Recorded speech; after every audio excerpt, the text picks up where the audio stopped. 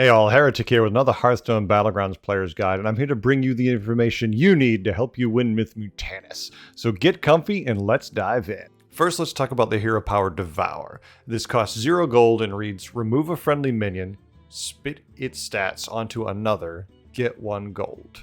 So this is a great hero power, but the thing to remember is while you can target what you want to spit, the target that it lands on is random.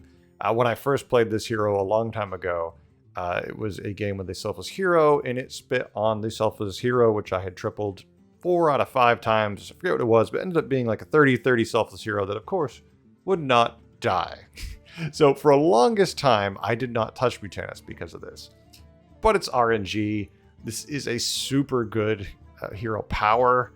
It basically means you're not going to have many wasted stats on the board because play a minion, all of a sudden you have to get rid of it. Maybe you put a couple blood gems on it. Don't even worry about it. Spit that minion. Let the stats fall random. It's still going to be on your board. It's not like it's going into the shop. So it's well worth it no matter what. Now let's move on to Mutanus' buddy, Nightmare Ectoplasm. This is where the fun starts going really crazy.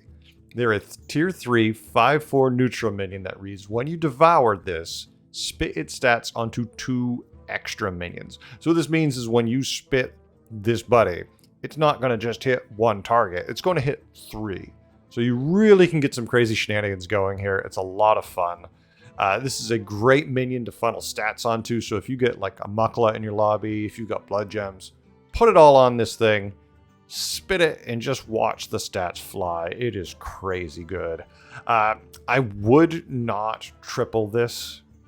Well, it is better because you spit on 4 extra targets. The amount of time it's going to have to sit on your board to collect buffs to make it worth it and wait for you to triple it, the game's going to be over for the most part. Get this effect early, get it 3 times, just enjoy the game. Do not gold this. Typically, when I'm curving with Mutanus, I'll go Jeef curve. I like having a very small board, so I'm always spitting on 1 minion, and it's collecting all those buffs till I get the buddy, and Jeef is a great curve to make that happen. You will take damage in the early game, and it will feel painful, but trust me, when that swing turn comes, it pays off quite a bit. So when we're looking at the minions and the strategies that work for Mutanus, typically, like I said, very small board, 1 giant minion, then you spit it on the buddy. So the best way to accomplish that is minions that grow, like a Wrathweaver or a Chrome Wing. Just keep buffing them and spitting on them. Then, when you get them all nice, high attack and health, and your buddy hits the field, you spit them on the buddy, and now is when you get to look for the really good stuff. Now you're going to look for the minions you want to spit on your buddy and make the board your playground and just have a good time.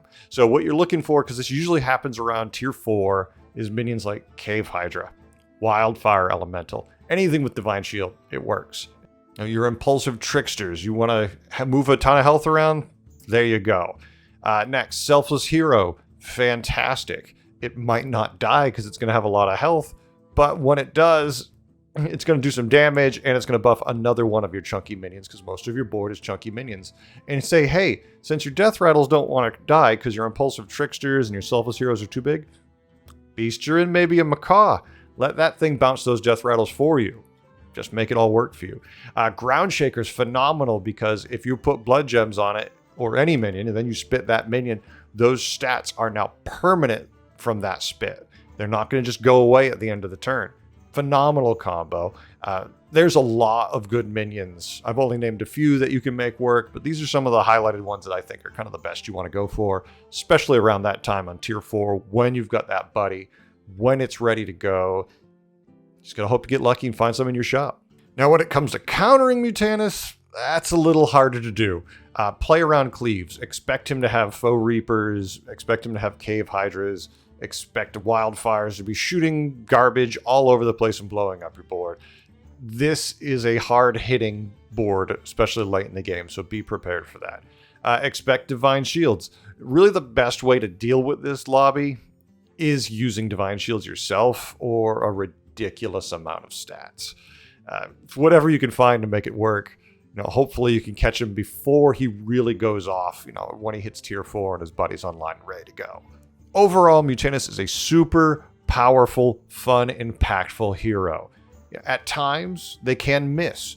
You know, when you get to tier 4, when you get your buddy, and maybe it came perfectly on time, and you refresh the shop, nothing you want. Refresh the shop, nothing you want.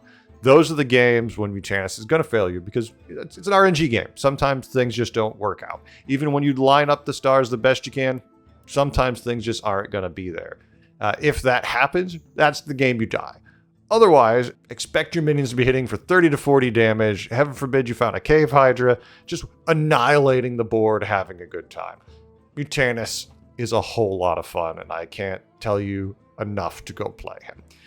In the end, I've attached a link with some gameplay for you to see how I power them. Stay tuned. I have more guides on the way.